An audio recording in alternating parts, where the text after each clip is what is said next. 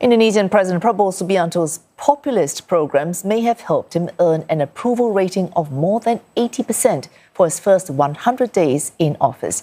But as CNA's Safbar Ismail finds out, there have also been hitches in these first few months.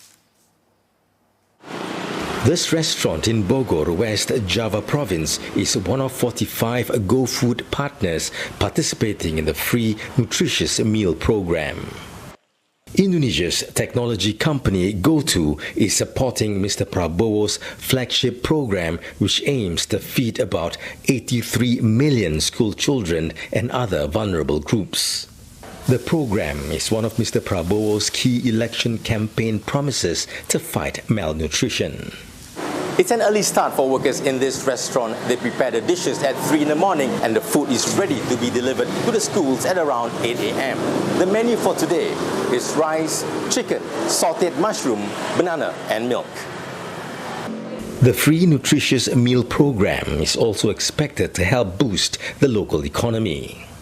Small businesses like Eatbox have seen revenues increase by 35% since joining the program.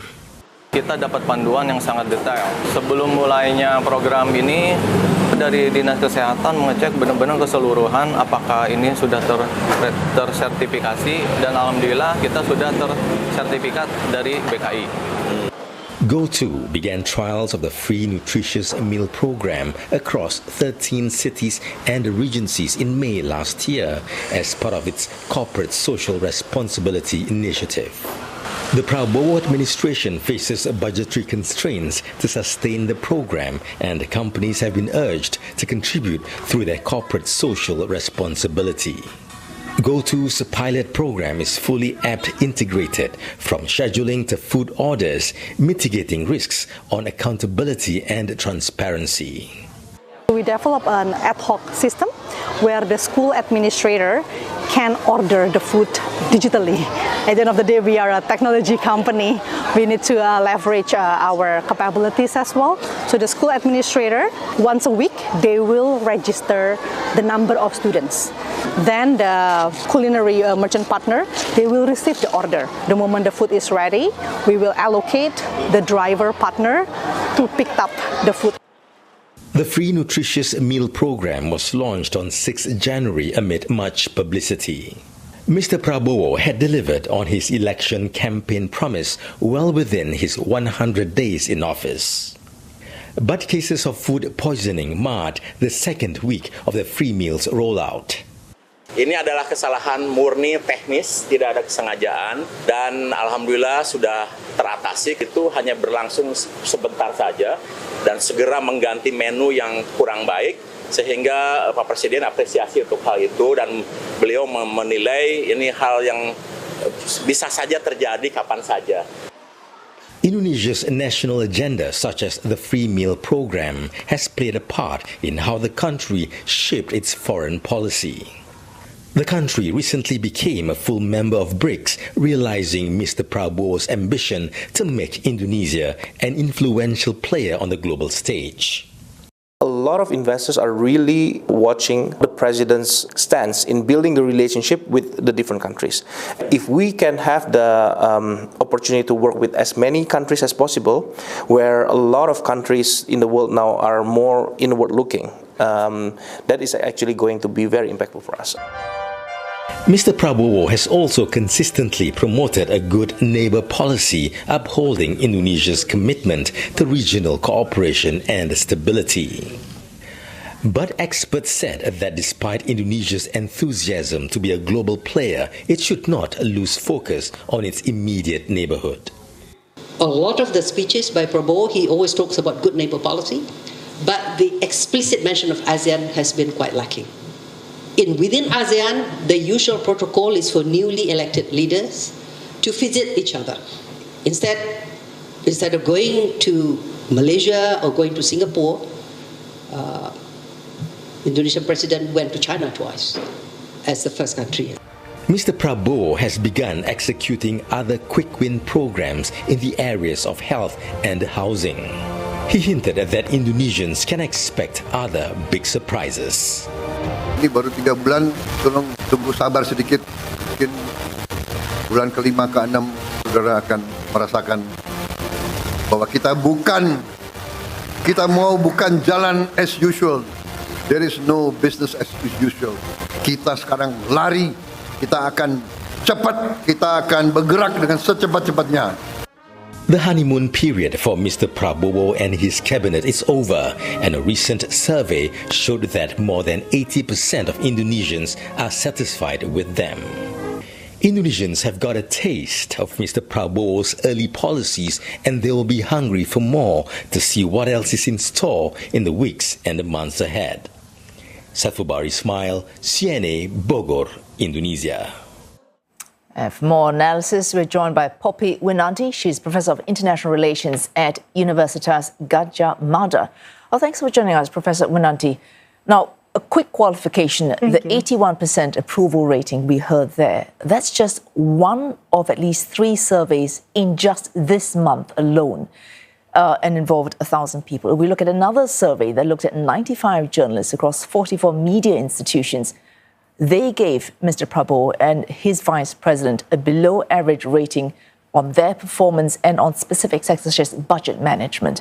So clearly, it depends on who you ask if you want to assess how they have done. Now, if I were to ask you, how would you assess Mr. Prabowo's 100 days in office? Thank you for the question. I think it's the overcome of the result, which is different between one survey result and with another, is quite common. And it's kind of acceptable. It depends on the methodology that they're using. As you mentioned earlier, that some of the survey using the public opinion as their main respondent, but then one of the think tanks using a very clear regarding the expert judgment. So that's why I think we can debate about the methodology. However, I think the main important thing is that the result is whether the result is really clearly showing the reality or not. As you can see that the Prabowo's administration during his first day of presidency, showing that the populist policies are gaining his kind of confidence from the people.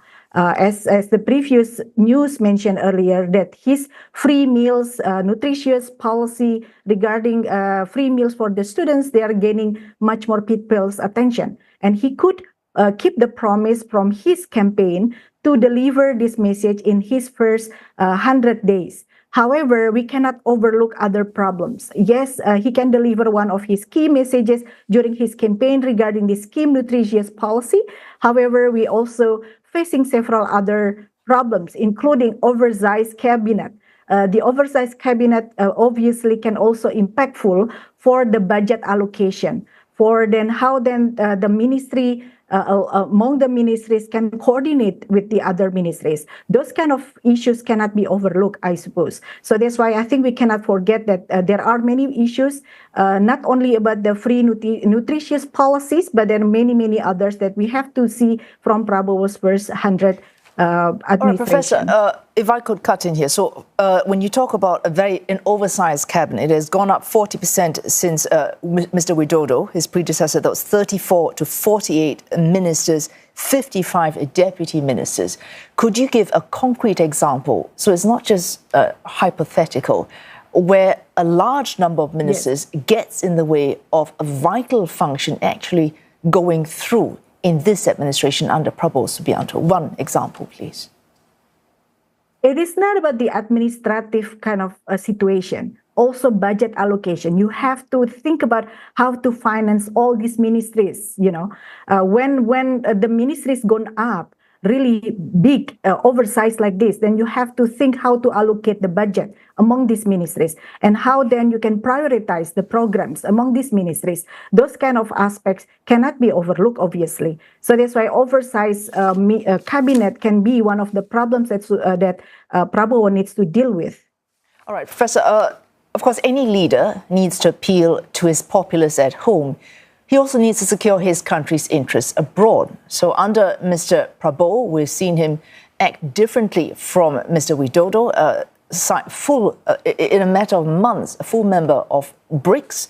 And Indonesia now, given what's happening in the Middle East, possibly has a chance to establish itself as a middle power that has very genuine weight because it's able to talk to different parties. How would you assess any progress this country has made in terms of foreign diplomacy? Yes, we can see quite a different kind of foreign policy orientation between Prabowo and his predecessor under Jokowi administration. We see that they have shifted direction. As you can see, previously, Joko Widodo was a little bit reluctant to apply for the membership for the BRICS. However, within a month after he was inaugurated, Prabowo took a different kind of move.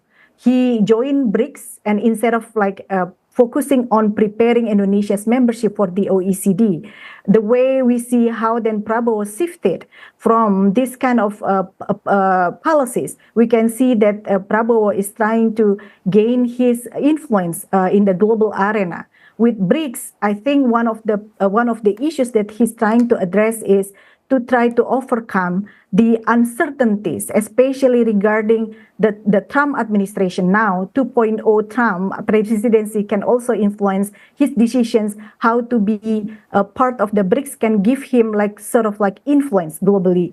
However, in terms of the domestic reform, joining BRICS probably cannot be giving Indonesia as much of benefit. BRICS can be benefiting for Indonesia in order for Indonesia gaining other sources like diversifying financial support for many aspects, including like foreign direct investment.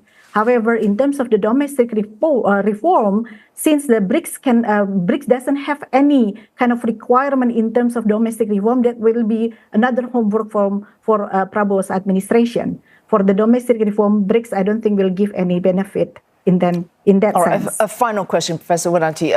100 days, to be fair to Mr. Prabowo, is a fairly short time, but it does give you a sense of where this man might take this. To be fair, the large cabinet is because he needed to secure the support to continue to survive as a political entity and to push his policies forward. Do you see him so far being able to balance survival with execution? Final question. Yes, I understand that 100 first days will be very important for any political leader. What we see from Prabowo at this moment, he is able to satisfying his allies by combining all the support from this kind of different kind of policies. However, he must not forget that his important priorities is to serving the people. So that's why we have to see whether after this 100 days of his administration, he can fulfill his promise and he can prioritize which programs that is much more important rather than satisfying his allies. Thanks so much for joining us this evening to look at 100 days of Mr. Prabowo Subianto in office. Professor Poppy Winanti, she's a professor of international relations at Universitas Gadjah Mada.